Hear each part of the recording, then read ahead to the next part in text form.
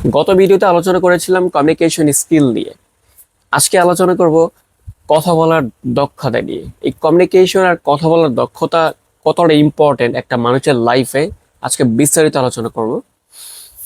আপনি communication skill অর্জন করেছেন কিন্তু কথা বলতে পারেন না, তাহলে আপনার কমিউনিকেশন স্কিল কোনো কাজে আসবে না। কমিউনিকেশন স্কিলের পাশাপাশি আপনাকে কথা বলার দক্ষতা থাকতে হবে, কথা বলার দক্ষতা অর্জন করতে হবে। আপনি সেটা বিভিন্নভাবেই ব্যবহার করতে পারেন। হয়তো বিজনেস, আপনি জব বা স্কিলের ক্ষেত্রে আপনার কাস্টমার কন্ট্রোল করার জন্য আপনাকে কথা বলার দক্ষতাকে ম্যানেজ করতে হবে। যারা এখনো কমিউনিকেশন এবং কথা বলার দক্ষতা অর্জন করেনি, কথা বলার কৌশল রপ্ত করেননি, আপনি যত বড়ই বিজনেসম্যান বা স্কিলার হন, কোনো কাছে আসবে না।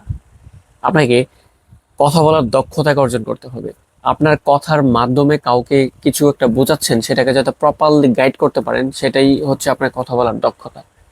আপনি কাউকে কনভিন্স করতে চাচ্ছেন কিন্তু আপনি কথাই বলতে পারছেন না, গুছিয়ে কথা বলার যে একটা সিস্টেম সেটা আপনি অ্যাপ্লাই করতে পারছেন না, তাহলে আপনি ক্লায়েন্ট কিভাবে পাবেন?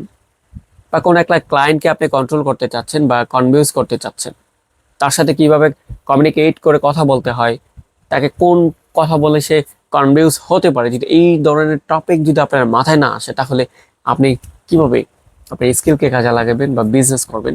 সো এই জন্য আপনাকে বেসিক্যালি কমিউনিকেশন এবং কথা বলার দক্ষতাকে কাজে লাগিয়ে দেন, তারপর আপনাকে প্রতিটা সার্ভিস প্রোভাইড ইজিলি দিতে পারবেন।